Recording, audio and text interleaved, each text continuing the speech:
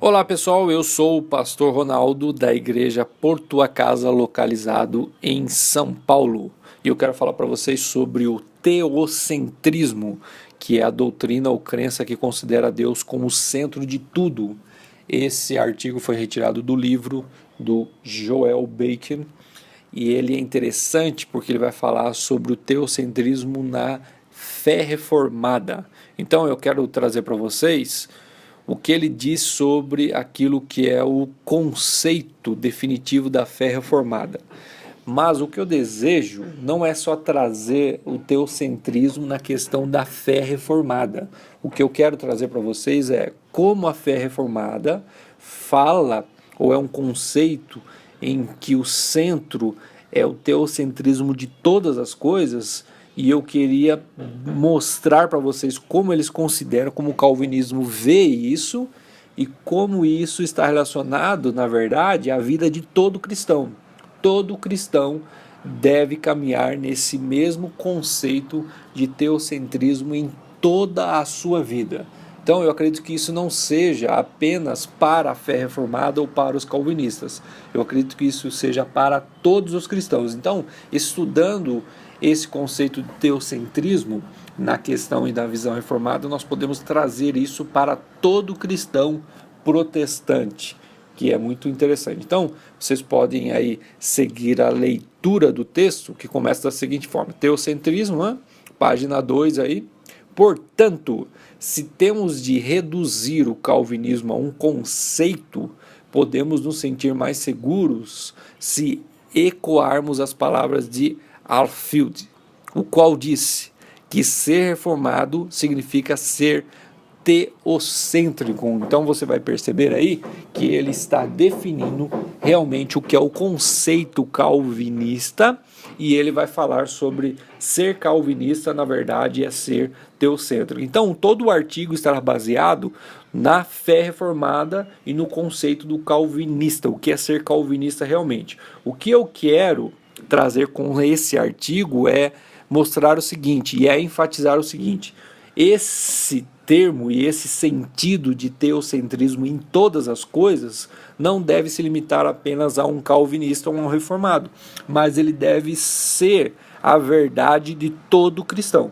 Todo cristão deve ser teocêntrico. Então a ideia do artigo é mostrar essa questão para fortalecer a sua fé. Então, seguindo a leitura, o interesse primário da teologia reformada é o Deus Trino, pois o Deus transcendente, imanente e amoroso em Jesus Cristo é o próprio Deus. Os calvinistas são pessoas cuja teologia é dominada pela ideia de Deus. Então, você vai perceber que na mentalidade reformada calvinista, você vai notar que o centro de tudo, o fundamento de tudo está baseado em Deus e na expressão da Trindade. Então está focado naquilo que é Deus, naquilo que representa Deus. Então Deus é o centro de todas as coisas. Como disse Mason Presley, assim como o metodista coloca na vanguarda a ideia da salvação de pecadores, o batista, o mistério da regeneração, o luterano, a justificação pela fé, o morável, as chagas de Cristo, os católicos gregos, o misticismo do Espírito Santo, e o romanista, a universalidade da igreja, assim também o calvinista coloca sempre na vanguarda o pensamento sobre Deus. Aqui nessa frase retirada do Mason, ele vai colocar aqui em outras ênfases denominacionais, em outras particularidades denominacionais, cada denominação vai ter uma ênfase, né? Colocando o metodista aí como a ideia da salvação, o batista como o ministério da regeneração. Eu não vou entrar nesse ponto sobre outras denominações, né? Mas eu acredito que toda denominação, mesmo ela tendo a ênfase naquilo que ela acredita, ela também colocará Deus como centro de todas as coisas. Eu digo isso por causa do metodista vindo de John Wesley, que era alguém extremamente apaixonado por Deus e por Jesus. Então, o que eu quero observar com você é que esse artigo ele é feito por um calvinista e, obviamente, ele vai querer mostrar que que o calvinista é totalmente apaixonado por Deus, meio que levantando a bandeira calvinista. Mas eu não quero levar isso em consideração. O que eu quero levar em consideração é como Deus deve ser tudo nas nossas vidas, retirando desse artigo os pontos principais, né, que enfatizam essa questão. Então, ser reformado significa enfatizar o abrangente, soberano e amoroso senhorio de Deus sobre todas as coisas, cada área da criação, todos os esforços das criaturas e cada aspecto da vida do crente. O tema governante do calvinismo é, no princípio, Deus, Gênesis 1:1. Então você observa que nesse ponto temos aí um abrangente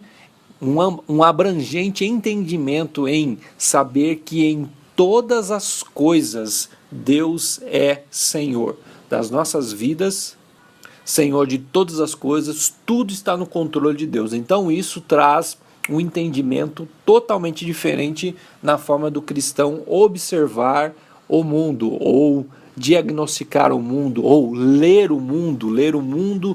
todas as coisas que estão ocorrendo na criação, todas as coisas que estão ocorrendo ao nosso redor e todas as coisas que ocorrem nas nossas vidas. Então, ler os acontecimentos sabendo que Deus está no controle de todas as coisas. Tudo que ele faz é perfeito, todo o seu plano é maravilhoso, todas as coisas estão nas mãos dele e tudo se concretiza, e tudo andará e se concretizará conforme a perfeição do seu plano. Em sua relação conosco, Deus tem somente direitos e poderes.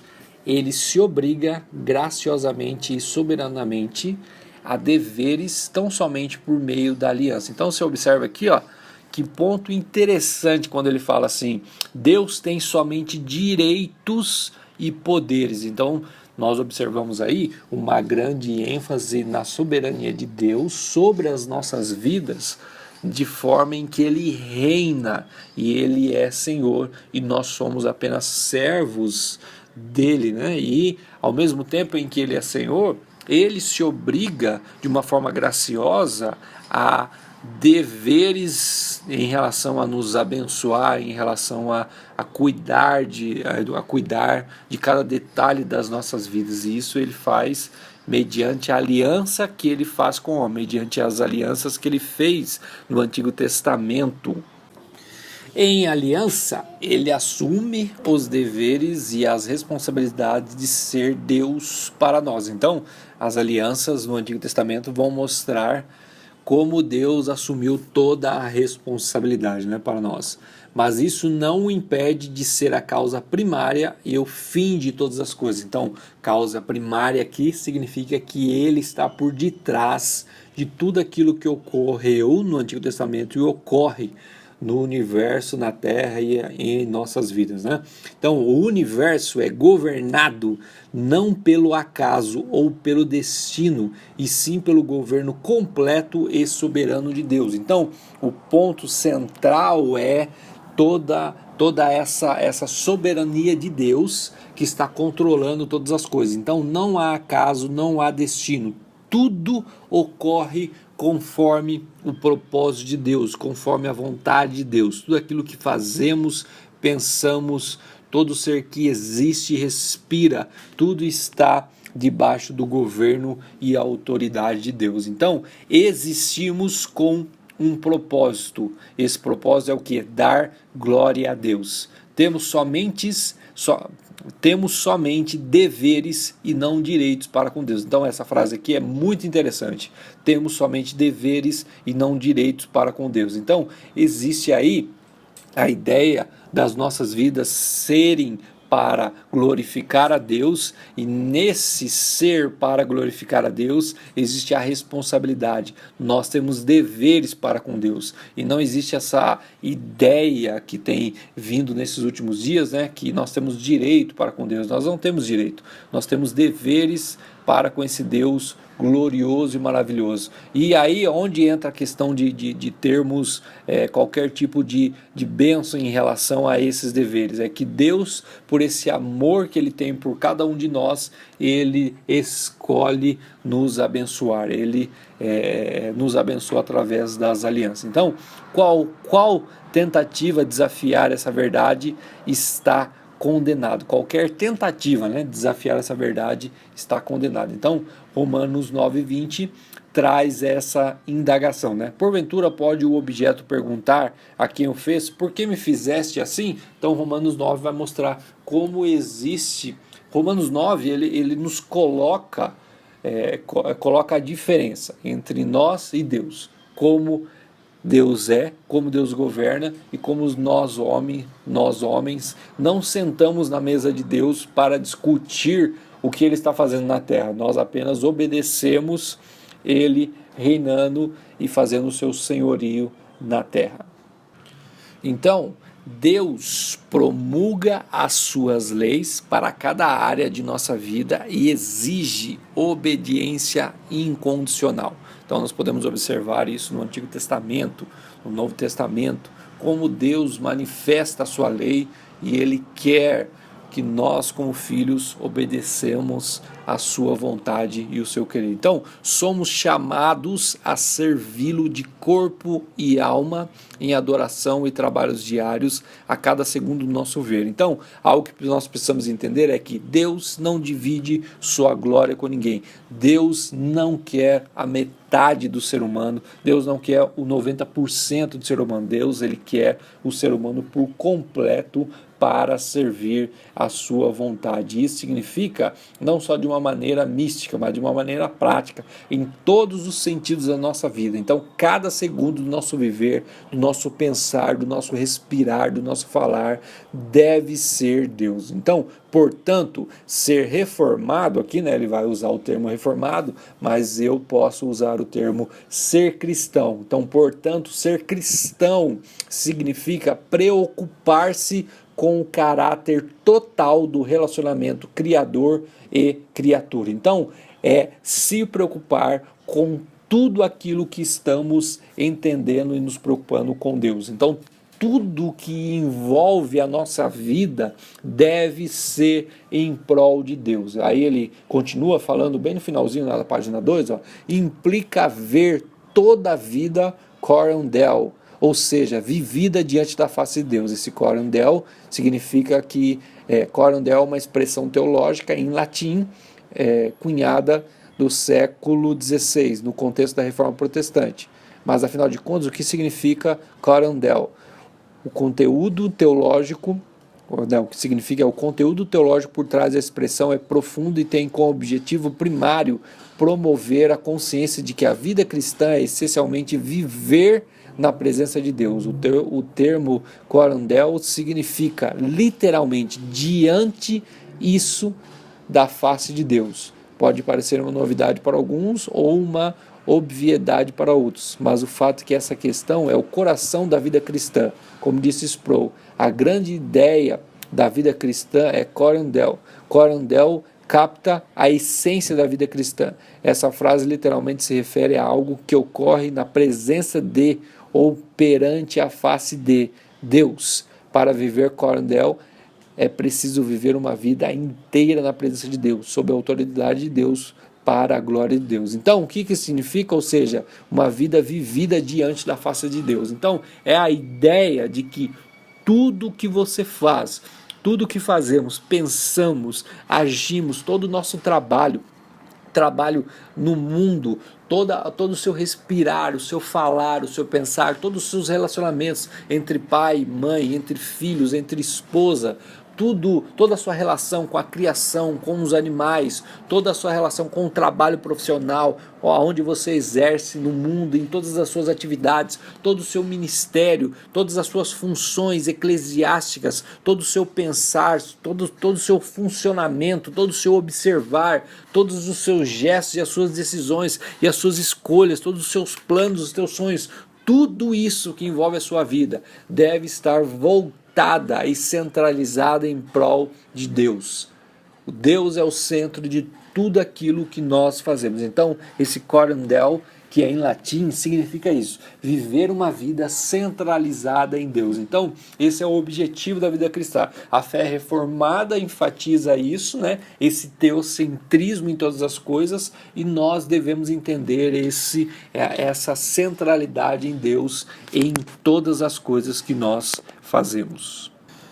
No começo da página 3, o Elfield fala o seguinte: o calvinista é o homem que vê a Deus, né?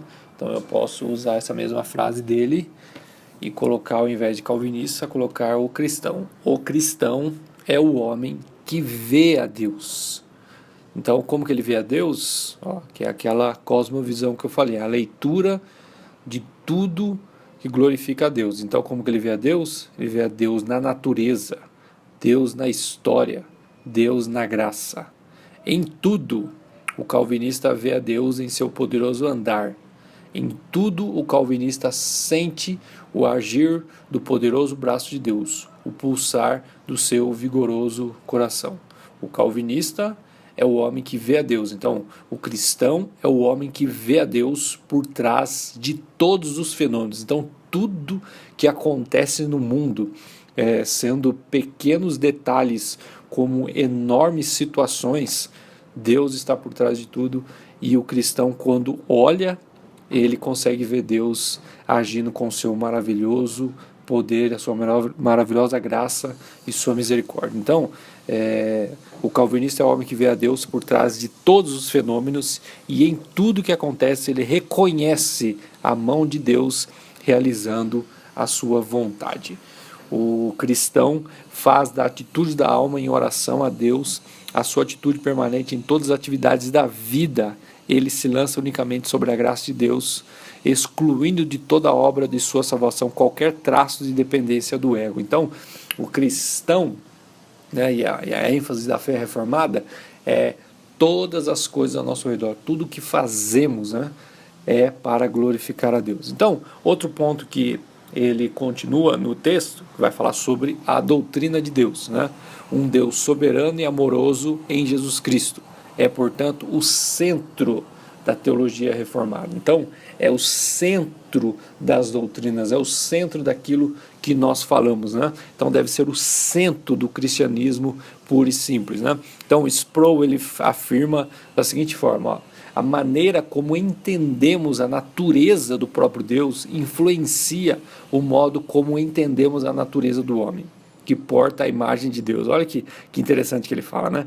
A maneira que nós entendemos a natureza do próprio Deus, ela influencia, ou seja, na natureza do homem, na nossa vida, né?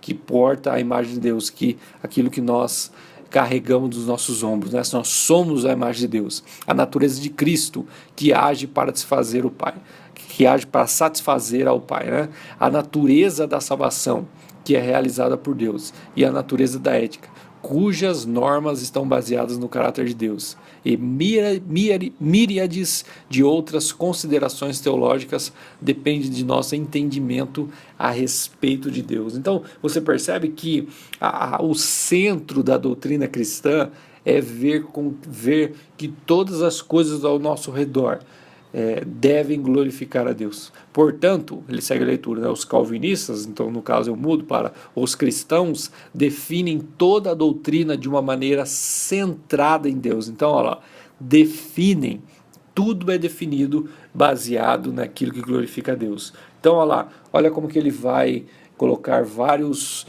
situações como o pecado, o céu, o inferno, em relação a glorificar a Deus. Então, com essa visão de que tudo é centrado a Deus, o que significa o pecado nessa visão? Então, olha lá, o pecado é horrível porque é uma afronta a Deus.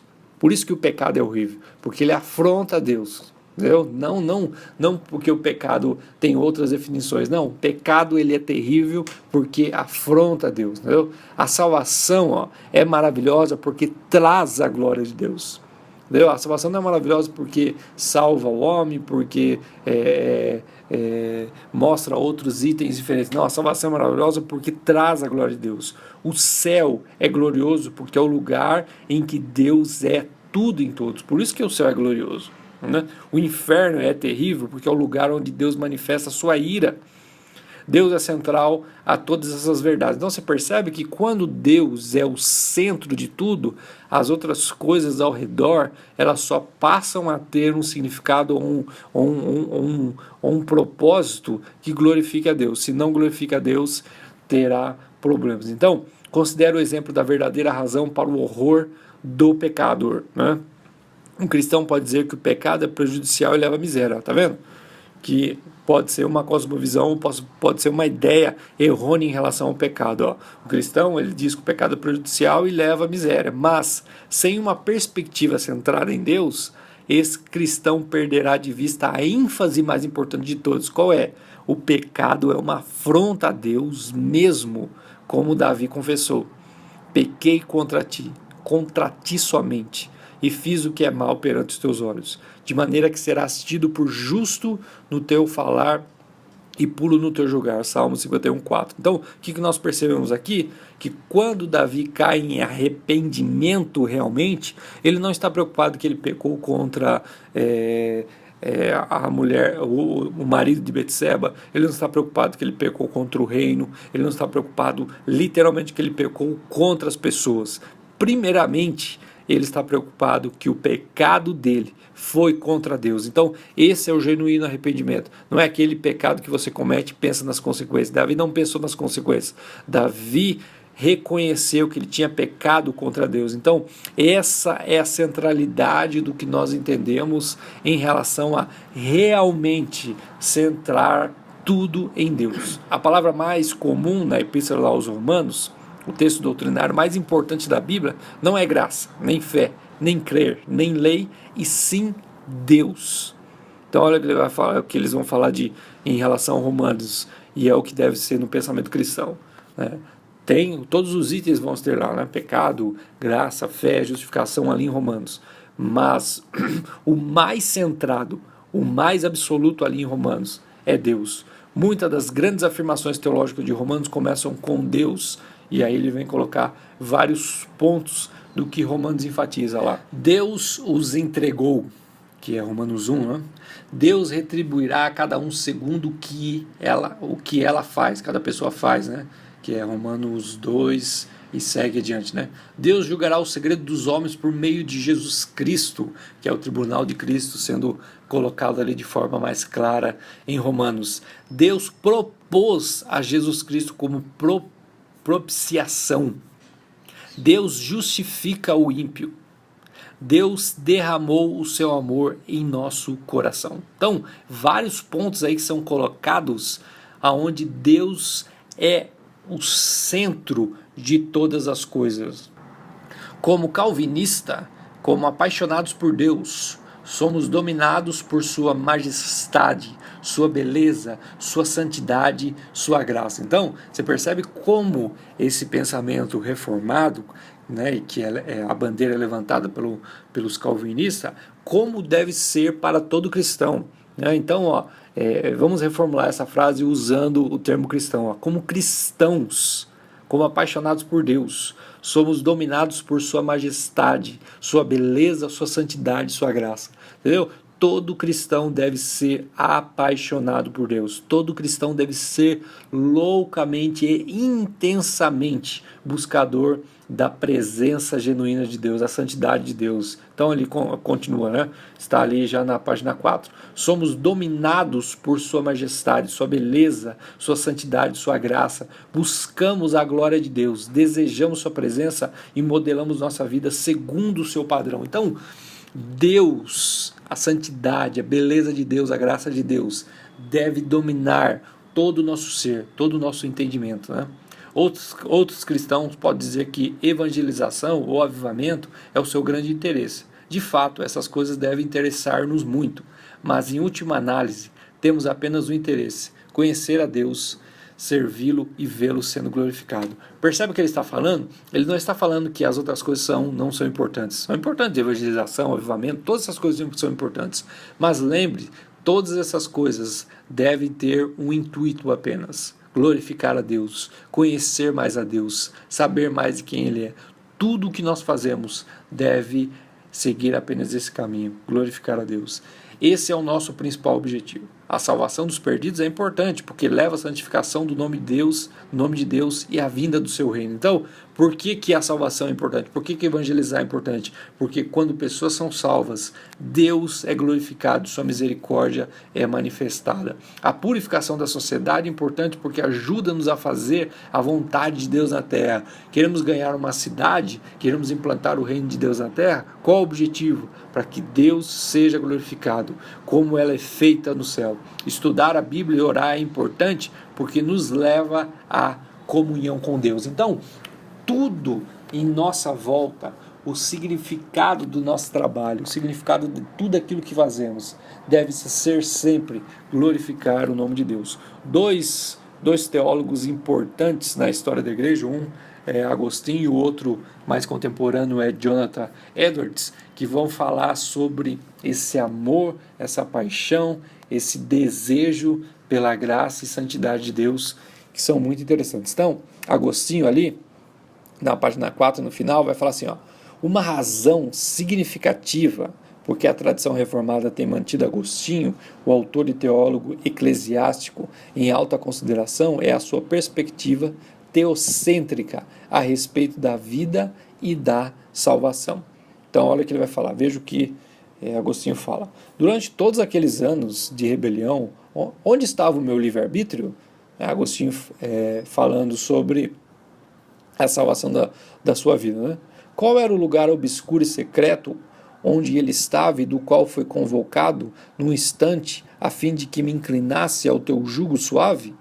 Quão doce foi para mim estar liberto subitamente desses prazeres infrutíferos que um dia me temia perder? Então ele está falando de como ele desejava o pecado, mas como ele foi liberto disso, né? E aí quando ele é liberto disso, olha as coisas maravilhosas que ele fala sobre Deus, e essa deve ser a nossa fala, a fala de cada cristão. Tu os afastastes de mim, tu que és a alegria soberana e verdadeira, tu os afastastes de mim e tomavas seu lugar, tu que és mais doce do que qualquer prazer. Percebe como o cristão vai sendo moldado no seu prazer? Quando você é escravo do pecado, o pecado toma a sua sensibilidade, os seus 5 sentidos, e ele os usa simplesmente para os prazeres carnais. Mas quando você é regenerado, o processo da regeneração e da santificação é usar os seus 5 sentidos para prazeres eternos, o verdadeiro prazer que nós temos em Deus. Então é isso que Agostinho está falando, né? Tu os afastaste de mim e tomava seu lugar.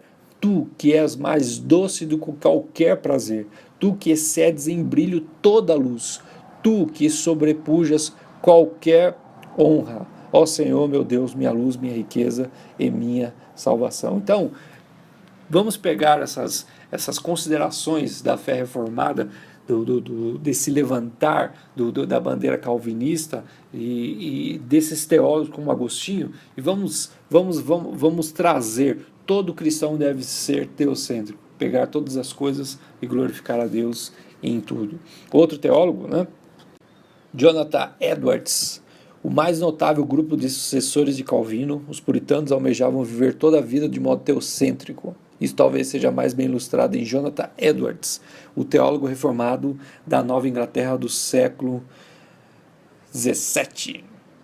Olha o que ele fala, que surpreendente. O gozo de Deus é a única felicidade com a qual nossa alma pode satisfazer-se. Ou seja, nada e nem ninguém pode satisfazer totalmente o nosso coração. O nosso coração só é satisfeito nele, só é satisfeito a Deus. E olha como o Edwards vai explicar isso. Ir ao céu, desfrutar plenamente de Deus é infinitamente melhor do que as mais agradáveis comodidades deste mundo. Ou seja, é algo além do que podemos imaginar. Estar com Deus, estar no céu, ver a glória de Cristo, vê-lo entronizado sobre os céus, recebendo todo o louvor e toda a adoração dos anjos, de todos aqueles que já estão lá. A glória dele é insondável, a glória dele é infinitamente maravilhosa, gloriosa e eterna. Né? E olha o que ele mais fala: pais e mães, maridos, mulheres, filhos ou a companhia de amigos terrenos são apenas sombras, mas Deus é a substância. Eles são apenas raios de luz, Deus é o sol. Eles são as correntes de água, Deus é a fonte. Eles são gotas, Deus é o oceano. Entendeu? Então, tudo isso que nós acabamos de falar vai mostrar uma ênfase reformada no qual vem de uma herança protestante. E o que nós podemos perceber isso? Que isso deve ser a mentalidade de todo cristão. Todo cristão deve ser teocêntrico. Ele vê que todas as coisas que estão ao seu redor, coisas que estão internamente nele, coisas que fazem parte do seu corpo, coisas que fazem parte do seu redor, situações que ocorrem, tudo que é feito através das nossas vidas, daquilo que pensamos, imaginamos, escolhemos, daquilo que projetamos, tudo isso deve ser de forma teocêntrica. Então, sempre lembre dessa questão teocêntrica. Um cristão é teocêntrico. Um cristão, ele faz tudo à sua volta. Ele projeta de uma maneira que Deus será sempre glorificado. Então, o conteúdo desse áudio e desse artigo, né, foi retirado do livro Vivendo para a Glória de Deus, uma introdução à fé reformada de Joel Beck, e a apresentação de Michael Aiken, da editora Fiel 2010, a página de 57 e 60. Né? Então, eu agradeço seu interesse de saber sobre o pensamento teocêntrico, né? Que deve ser algo cotidiano da vida de cada cristão. Deus abençoe, valeu, até a próxima aula.